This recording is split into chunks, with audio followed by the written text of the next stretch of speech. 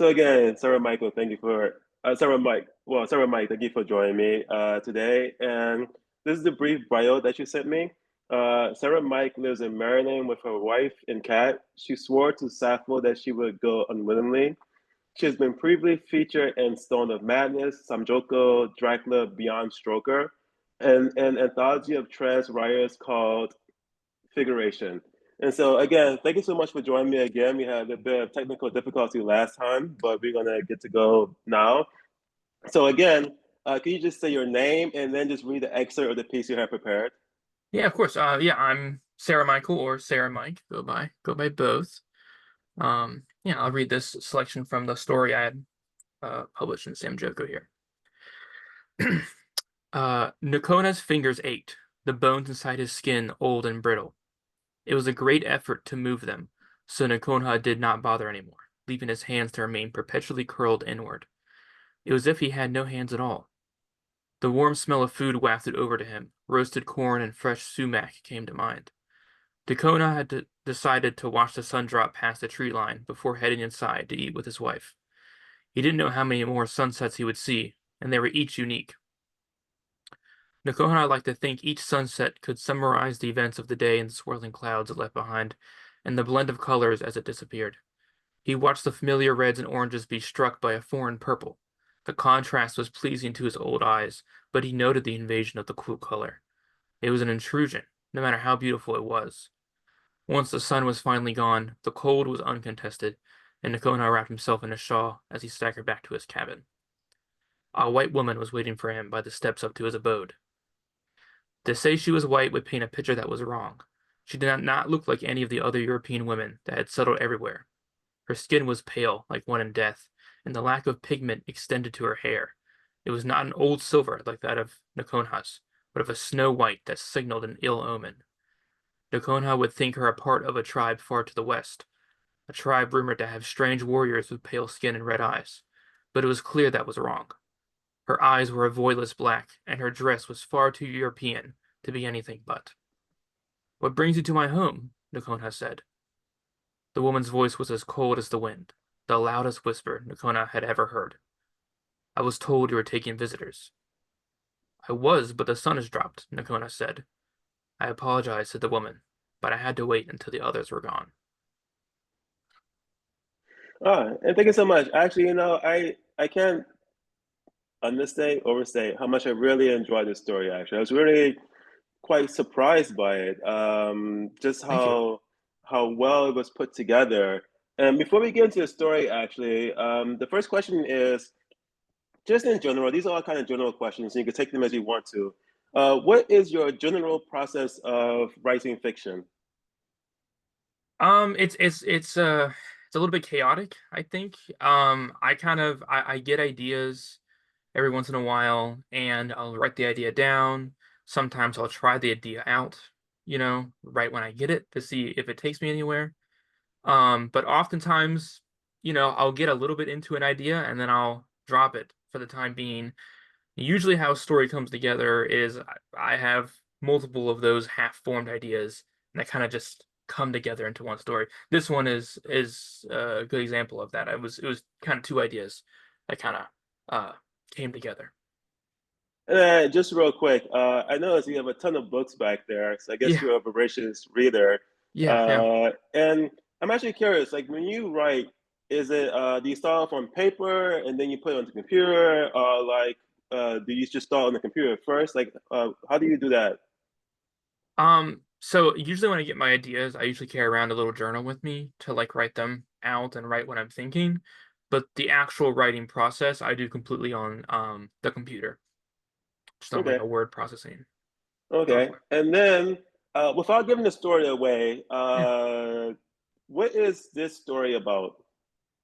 The title of the story is Nokona Meets a Vampire. That is basically what it's about.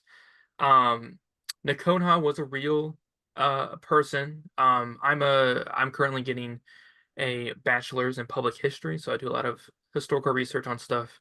So I kind of bumped into this historical figure on an unrelated research project. He was the last living member of the Toledo tribe, which was native to the Virginia region before they got pushed out by various factors. And he was 106 years old, and he was one of the last people to speak the language. He's just a really interesting figure. And the other part of the story about a vampire, um, I had an idea for this character for a while, and I've put her in multiple stories. But she is Gaul, which is an ancient tribe that was located in France before the Romans completely genocided them out of existence. And so, I thought it would just be really interesting to have this real person, of course, historical figure, and sort of this stand-in for other civilizations that have been wiped out by empire. Kind of have a discussion about what that's like. And of course, I'm not Gaul, and I'm not Toledo, of course. So this is just my a practice in empathy, I guess, or speculation. But yeah, that's kind of what brought the story together. And I'm guessing you also write nonfiction. I don't have anything published nonfiction wise, but yeah, I write a lot of essays, a lot of research work for my job as well. I do a lot of research writing. Yeah. Okay, cool. And then, so again, these are just general questions, however you want to take it. What do you feel makes for a successful short story? I think having like a very clear central idea makes a successful short story. I think it's really easy. This is from just my personal experience. It's really easy to have a story kind of spin out into this really complicated thing. And I think what makes a really good short story is being laser focused on one idea.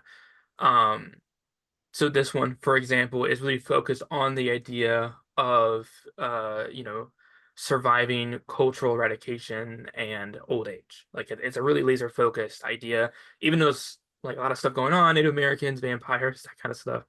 It's focusing on this one idea, and I think that makes a successful short story. And for, I don't really know if this would be considered historical fiction, but you already said there's a lot of research that went with it.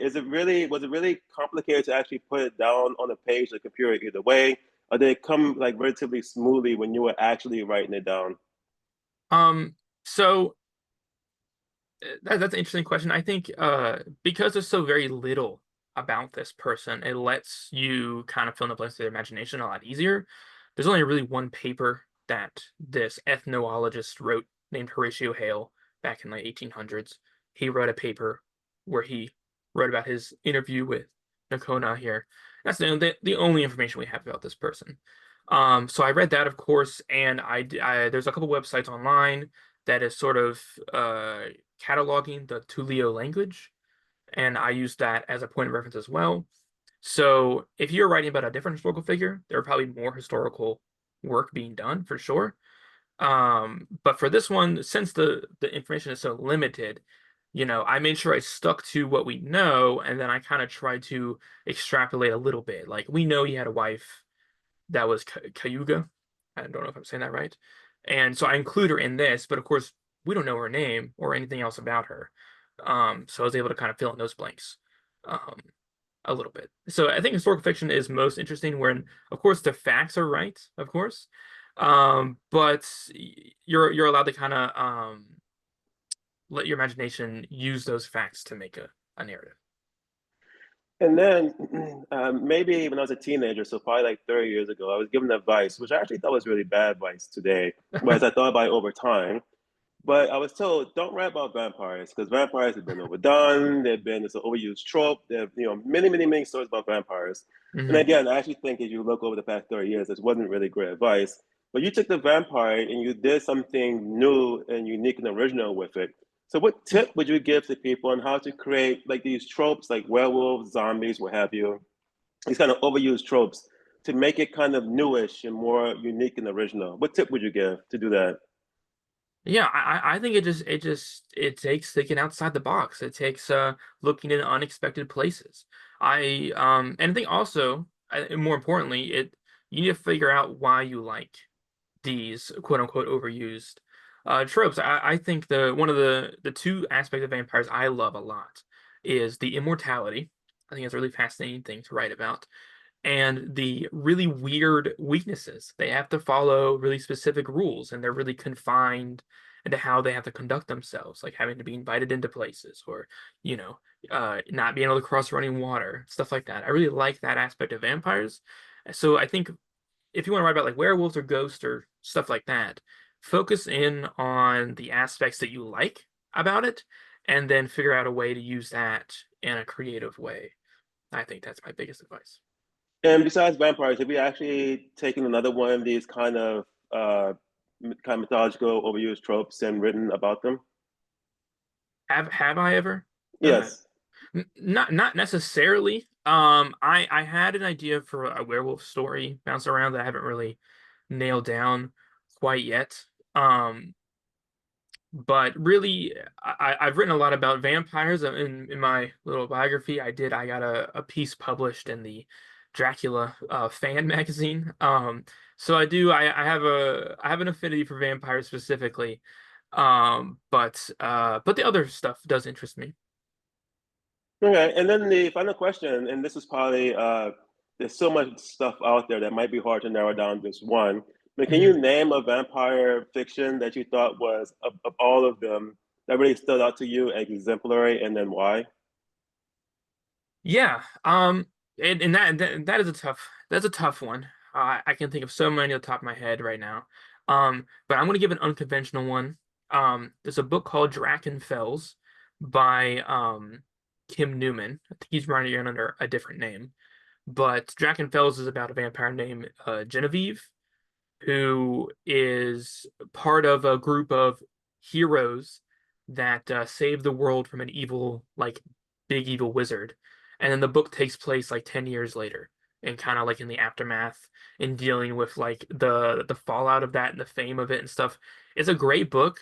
It's also part of the Warhammer setting, which is like a tabletop game that's most people know it from the like Space Marines Warhammer 40K type stuff. I don't like Warhammer at all. I'm totally out of that circle. But I picked up this book because I like Ken Newman's book Anno Dracula a lot, and so I picked up this book um to read his previous work, and it was fantastic. It's and I think it's unique. It's like a vampire in a heroic role, and it still deals with a lot of vampire lore. That's really interesting and unique. There's three other books in the series, but the first one's really good. All right, and actually, that's about it. And so, before we go, do you want to give a shout out about anything you have that you're working on, or really anything in particular? So, you want to give a shout out to something? Yeah, I just got a piece into this trans anthology called Figurations by Gnashing Teeth Publishing. Just came out last month, I believe, or 2 months ago. Sorry, time passes too fast. But that just came out, so I of course want to shout that out. But in the meantime, I'm just working on my degree right now, so I don't have anything else cooking, but hopefully soon I'll have something out. All right, and then congratulations on the anthology story. And that's Thank you. about it. So, thank you so much for joining me. Of And course. well, and I'm gonna stop. I'm gonna stop recording now. So, I'm stopping recording. Thank you.